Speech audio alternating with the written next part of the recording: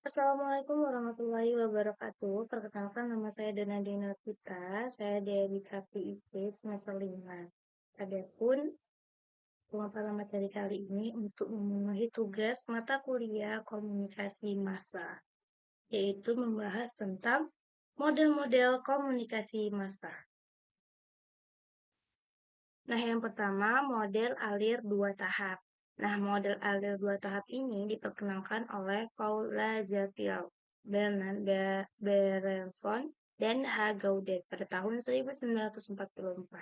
Nah, dalam penelitiannya, mereka menemukan bahwa terpaan media memiliki sedikit pengaruh terhadap calon presiden yang dipilih masyarakat. Masyarakat lebih mendengarkan pendapat pemimpin opini atau opinion leader. Jadi, media massa membawa pengaruh kepada pemimpin opini yang mempengaruhi pendapat pengikutnya yang bersifat antar pribadi.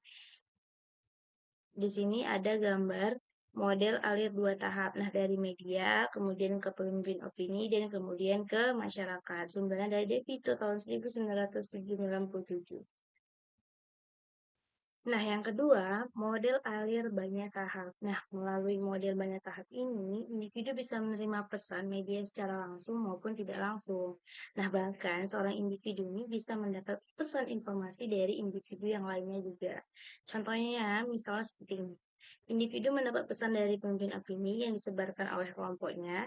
Nah, kemudian individu ini mencari informasi lain dari individu yang lainnya. Atau juga bisa individu tersebut menerima pesan dari kelompoknya, tapi ia juga bisa mendapat pesan yang lain dari kelompok lain.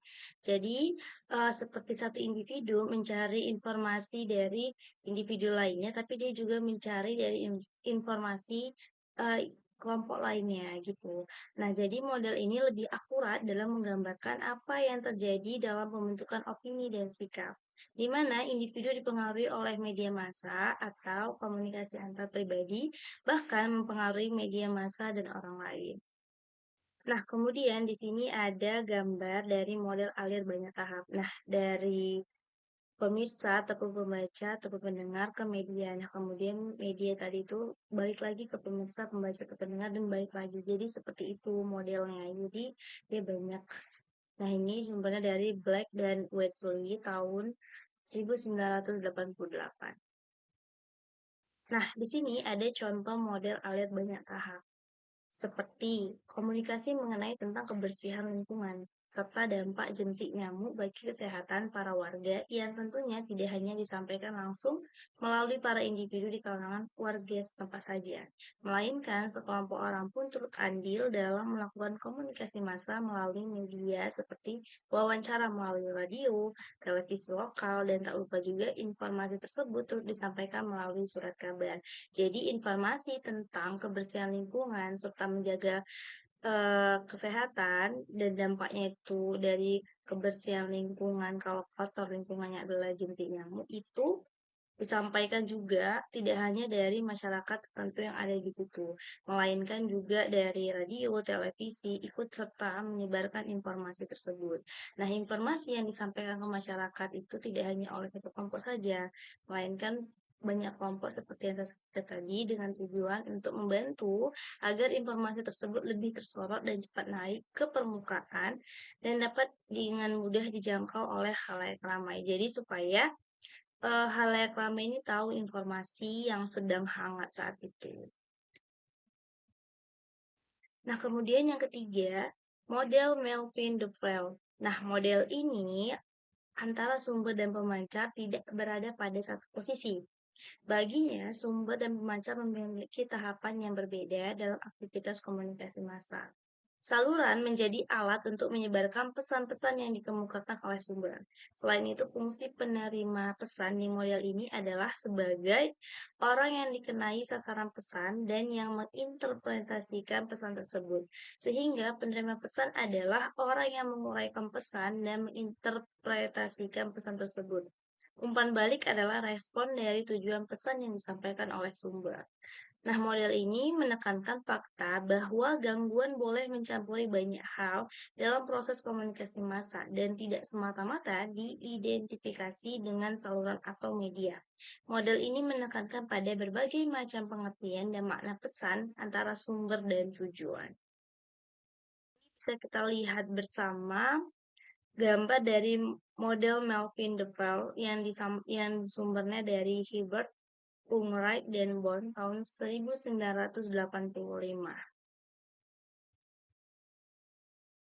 Nah, di sini ada contoh juga. Ada contohnya itu di mana penulis program Indonesiaku di Trans 7 jelas telah menjalankan amanat Undang-Undang Nomor 40 Tahun 1999 tentang pers, di mana pers memiliki fungsi kontrol sosial pada pasal 6 butir D untuk melakukan pengawasan, kritik, koreksi, dan saran terhadap hal-hal yang bersinggungan dengan kepentingan umum, seperti akses jalan yang buruk, sulitnya mendapatkan air bersih, pelayanan kesehatan yang belum memadai, pendidikan yang belum merata, dan masih banyak lagi. Namun, bagi pemerintah setempat, bisa jadi tayangan tersebut dianggap berbahaya lantaran memperburuk citra tersebut.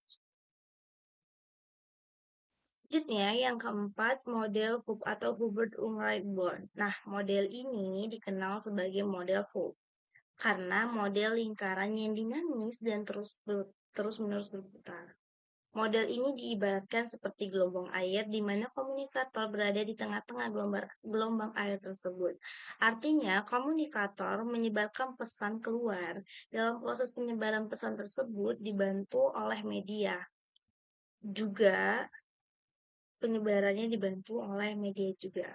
Tujuannya apa? Agar pesan yang disampaikan menjadi jelas dan lengkap. Contoh, pesan yang disampaikan di televisi diperluas oleh 71 jangkauan televisi dan diperjelas dengan volume televisi kepada penontonnya. Model Hook juga mengakui adanya gangguan atau proses pemutarbalikan fakta yang turut dalam proses penyebaran pesan. Gangguan tersebut bisa dalam bentuk gangguan saluran seperti gambar yang tidak jelas, kesalahan mencetak, suara tidak jelas, dan lain-lain. Gangguan lainnya dalam bentuk kesalahan komunikator atau pemutarbalikan fakta. Kemudian kita bisa melihat gambar dari model Wedgsley dan Michelin.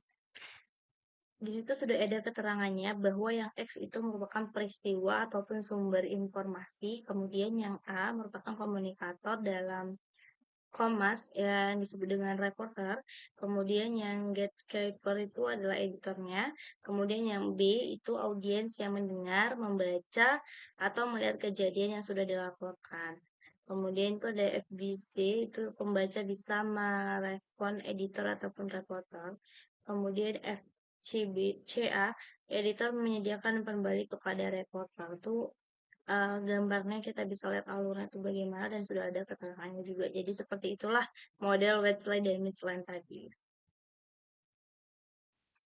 Oke, next yang terakhir ini ada model Bruce Wedgsley dan Malcolm Michelin. Nah, komunikasi ini mengutamakan peran gatekeeper dalam proses komunikasi. Nah, model ini menggambarkan posisi reporter dan editor pada media pada posisi yang berbeda, di mana dalam praktiknya kedua posisi tersebut bisa menambah ataupun mengurangi fakta yang telah disajikan.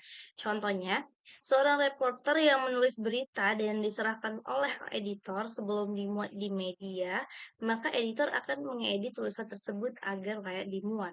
Pada dasarnya, peran reporter dan editor dalam model media massa sebelumnya sama, yaitu komunikan dan merupakan media massa sendiri yang merupakan media massa itu sendiri. Namun, pada model ini, peran reporter dan editor diperjelas. Namun, pada dasarnya peran mereka sama, yaitu sebagai komunikan di media massa. Nah, kemudian di sini ada gambar tentang model Hooke. Ini juga sumbernya dari Hibbert, Unright, dan Bond tahun 1985. Kita bisa lihat bersama bahwa yang di tengah itu adalah komunikator. Dan komunikator lah yang menyebarluaskan pesan tersebut melalui media. Oke, terima kasih. Itu aja yang bisa saya sampaikan tentang model-model komunikasi massa. Ada 5.